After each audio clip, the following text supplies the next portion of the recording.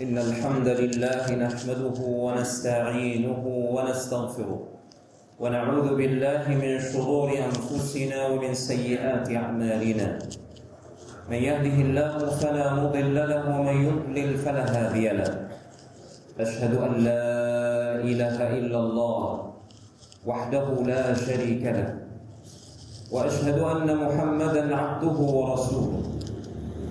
يا أيها الذين آمنوا اتقوا الله حق تقاته ولا تموتن إلا وأنتم مسلمون. يا أيها الناس اتقوا ربكم الذي خلقكم من نفس واحدة وخلق منها زوجها وبث منهما رجالا كثيرا ونساء واتقوا الله الذي تساءلون به والأرحام إن الله كان عليكم رقيبا. يا أيها الذين آمنوا اتقوا الله وقولوا قولا سديدا يصلح لكم أعمالكم ويغفر لكم ذنوبكم ومن يطع الله ورسوله فقد فاز فوزا عظيما. معاشر المؤمنين رحمني ورحمكم الله.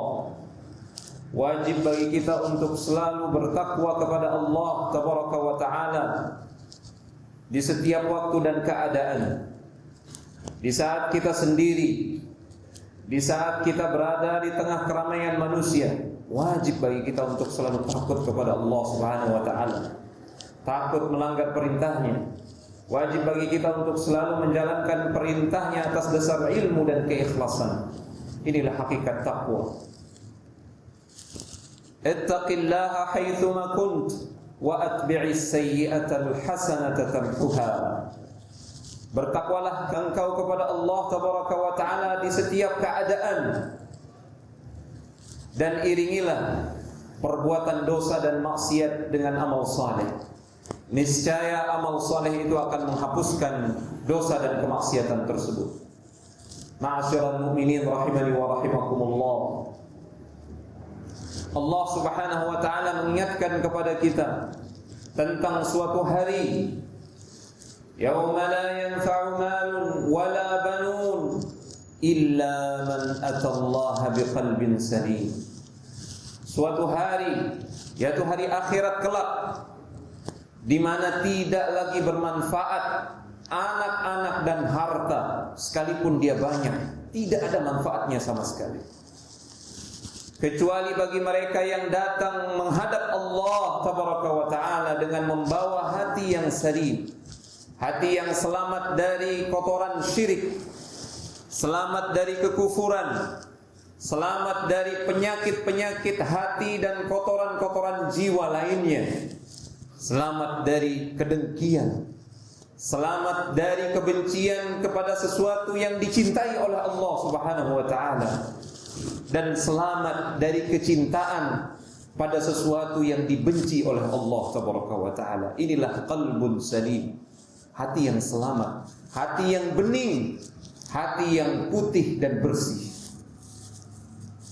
Hanya Allah Subhanahu wa Ta'ala yang bisa melihat kondisi hati kita. Hanya Allah Tabaraka wa Ta'ala yang mengetahui setiap bisikan, setiap ucapan dan amalan yang lahir dari jiwa dan hati kita. Hanya Allah yang mengetahuinya. Adapun makhluk yang lain, kita bisa membohongi mereka dengan amalan lahiriah kita yang berbeda dengan batin kita. Tapi Allah tidak bisa kita bohongi. Hanya Allah yang bisa melihat amalan hati tersebut. Itulah sebabnya amalan hati itu lebih agung, lebih mulia di sisi Allah Subhanahu wa Ta'ala daripada amalan yang nampak, amalan yang kita perlihatkan kepada manusia. Ma'asyiral mu'minin rahimani wa rahimakumullah. Amalan hati adalah penentu. Jika baik hati kita, maka semua amalan lahiriah kita akan baik. Ala inna fil jasadi mudghah, idza salahal jasadu kulluh wa idza fasadat fasadal jasadu kulluh, ala wa hiyal qalb. Rawahul Bukhari wa Muslim. Ketahuilah bahwasanya di dalam jasad kita ini ada segumpal daging. Jika dia baik, maka baik semua amalan lahiriah kita, baik semua amalan jasad kita. Jika dia buruk, maka buruk pula semua amalan lahiriah, amalan jasad kita. Segumpal daging itu adalah jantung yang di dalamnya Allah Subhanahu wa taala menempatkan hati sanubari. Kemudian Allah menanamkan ilmu, keimanan, hidayah di dalamnya, cahaya dan petunjuk. Jika dia baik, maka baik pula semua amalan kita yang lain. Maka penentu amal kita adalah qalbu, batin. Tidak heran para ulama salaf sangat memberikan perhatian yang besar untuk mengislah, memperbaiki hati mereka, menghiasi hati mereka dengan kecintaan kepada Allah Tabaraka wa Ta'ala, dengan pengagungan, dengan rasa takut, sekaligus rasa harap kepada Allah Tabaraka wa Ta'ala. Ini semua adalah amalan-amalan hati yang wajib untuk kita wujudkan dan kita upayakan. Bahkan para ulama menyebutkan salah satu bekal kita yang terbaik untuk menyambut Ramadan adalah hati yang bersih, hati yang bening, hati yang terbebas dari kesyirikan, ketidakikhlasan, hati yang terbebas dari kedengkian dan hasad kepada hamba-hamba Allah Tabaraka wa Ta'ala yang lain. Kenapa demikian? Karena percuma amalan kita yang banyak di bulan Ramadan, sementara hati kita kotor, sementara hati kita dipenuhi oleh kecintaan yang berlebihan kepada selain Allah Tabaraka wa Ta'ala. Hati kita dipenuhi oleh rasa takut kepada selain Allah Tabaraka wa Ta'ala. Hati kita dipenuhi oleh tawakal, berharap kepada selain Allah Tabaraka wa Ta'ala. Dan hati kita bahkan tertuju kepada selain Allah ketika lahiriah kita ini beramal. Ketika anggota badan kita ini sujud salat, ketika lisan kita ini membaca Al-Quran, justru hati kita berharap kepada selain Allah, tertuju kepada selain Allah. Maka sungguh amalan yang kita lakukan itu menjadi percuma, jemaah sekalian yang dimuliakan Allah Tabaraka wa Ta'ala. Maka tidak heran jika Abdullah Ibn Mubarak rahimahullahu ta'ala pernah mengatakan tentang sifat Imam Malik rahimahullahu ta'ala. Beliau mengatakan, saya tidak pernah melihat seseorang yang lebih tinggi kedudukannya daripada Imam Malik rahimahullahu ta'ala, Imam Darul Hijrah. Kenapa demikian? Ibnul Mubarak mengatakan, sekalipun beliau itu terlihat tidak banyak melakukan solat-solat sunnah, tidak banyak melakukan puasa-puasa sunnah, namun beliau memiliki amalan hati yang tidak dimiliki oleh orang lain. Amalan hati yang hanya dilihat oleh Allah Tabaraka wa Ta'ala. Ini pula yang menjadikan Abu Bakar As-Siddiq istimewa, mulia, melebihi para sahabat yang lainnya. Karena dia memiliki amalan hati yang begitu luar biasa, yang hanya diketahui oleh Allah. Amalan hati berupa keikhlasan, kesabaran, kecintaan yang luar biasa kepada Allah Tabaraka wa Ta'ala, niat yang tulus, tawakal yang tinggi, dan rasa takut hanya kepada Allah Tabaraka wa Ta'ala. Ketahuilah, seseorang hanya akan mendapatkan keberkahan Ramadan dengan maksimal jika hatinya bersih. Banyak di antara kita, banyak di antara manusia yang menghatamkan Al-Quran di bulan Ramadan. Namun ketahuilah bahwasanya raihan pahala yang didapatkan oleh mereka yang membaca Al-Quran di bulan Ramadan berbeda-beda di sisi Allah Subhanahu wa Ta'ala. Tergantung kondisi amalan hati mereka.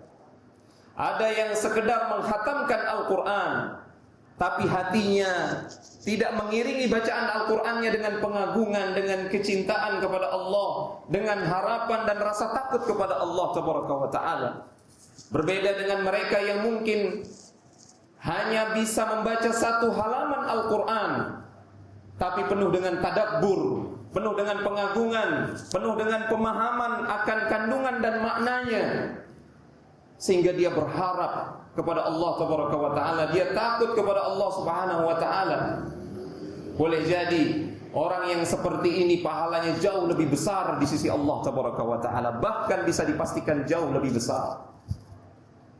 Maka persiapan kita yang paling penting menghadap Ramadan adalah kita sucikan hati kita dari semua kotoran-kotoran kesyirikan, riya, sum'ah, kesombongan, takabur, menganggap diri lebih baik daripada hamba Allah yang lain, dengki, hasad. Bersihkan semuanya dengan istighfar dan taubat kepada Allah Tabaraka wa Ta'ala. Taufik yang kita dapatkan di bulan Ramadan, besarnya taufik yang kita dapatkan di bulan Ramadan untuk bisa beramal maksimal, tergantung di bulan ini, di bulan Sya'ban ini. Bagaimana kita menyucikan hati kita dan dari semua kotoran. Bagaimana kita bertekad, berniat ikhlas untuk melakukan ketaatan dan ketaatan demi ketaatan di bulan Ramadan. Ini juga amalan hati. Boleh jadi kita tidak bertemu dengan Ramadan.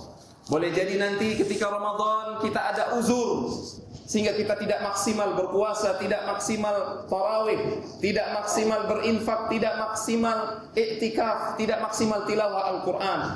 Namun dengan niat yang tulus dan tekad yang murni sejak saat ini